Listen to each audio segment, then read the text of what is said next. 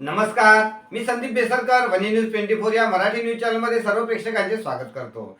मागील 8 वर्षापासून नगर परिषदेच्या निवडणुका झाल्या नव्हत्या, त्यामुळे शहराचा विकास भक्काच झाला होता। आता नुकत्याच नगर परिषदेच्या निवडणुका पार पडल्या। या निवडणुकीत भाजपाला स्पष्ट बहुमत मिळाले। वनी शहरात काही प्रमाणात कामही सुरू झाले। वनी शहरातील प्रभाग क्रमांक 14 हा सर्वात मोठा प्रभाग आहे। या प्रभागातून भाजपाचे 2 नगरसेविका तर शिवसेना उद्धव बाळासाहेब ठाकरे पक्षाकडून गुलाम रसूल रंगरेज हे नगरसेवक म्हणून निवडून आले आहे। निवडणुकीत निवडून आल्यापासून नगरसेवक गुलाम रसूल रंगरेज हे सतत प्रभागातील जनतेच्या समस्यांसाठी झटत असून नगरपालिकेत आवाज उठवित असल्याचे चित्र दिसून येत आहे। प्रभाग क्रमांक 14 हा विकासापासून कोसो दूर असून पाणी प्रश्न, रस्त्याचा प्रश्न, नाल्यांचा प्रश्न, विद्युत पोलचा प्रश्न, तलाव खोलीकरणाचा प्रश्न नेहमीच प्रभागातील जनतेला सतावत असतो। या सर्व समस्या निकाली काढण्यात याव्या या मागणीसाठी प्रभाग क्रमांक 14 चे नगरसेवक गुलाम रसूल रंगरेज हे विरोधात असूनही सतत नगरपालिकेशी लढा देऊन कामे पूर्ण करण्याची मागणी करीत असतात। सध्या प्रभाग क्रमांक 14 मध्ये पाणी प्रश्न आणि नालीचा प्रश्न आवासून उभा ठाकला असून हे प्रश्न सोडवण्यात यावे यासाठी प्रभागातील नागरिकांना सोबत घेऊन नगराध्यक्ष सौ विद्या आत्राम, मुख्याधिकारी सचिन गाडे यांचे समोर प्रभागाचा मुद्दा उपस्थित करून प्रभागातील समस्या सोडवण्याची मागणी नगरसेवक गुलाम रसूल रंगरेज यांनी केली।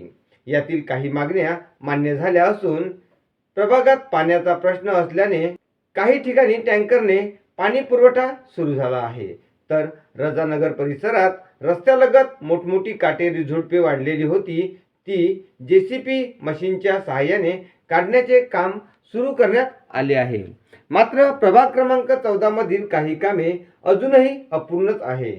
यामध्ये नगरसेवक गुलाम रसूल रंगरेज यांनी नालीवर चेंबर बसवण्याची मागणी केली होती, ते काम अजूनही नगर परिषदेने सुरू केले नाही। ते काम पूर्ण करण्याची मागणी नगरसेवक गुलाम रसूल रंगरेज यांनी केली आहे।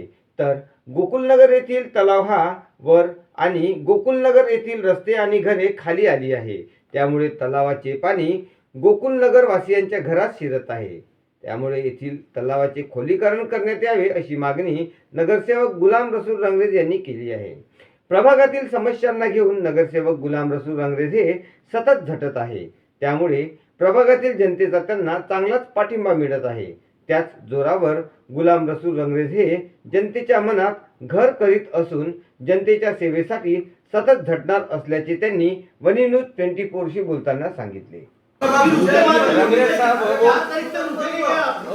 साहब गई बातें की अभी अपने को शुरुआत आज करना पड़ेगा। शुरुआत करना तो आप टैंकर तो रोज की व्यवस्था करो। मेरा टैंकर खुद का चल रहा है।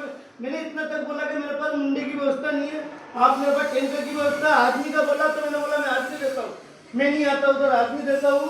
आप आदमी कैसे भी करके वो काम करो सर। काम करा, तुम्हारा आदमी दे दो, मेरा आदमी दूंगा मैं।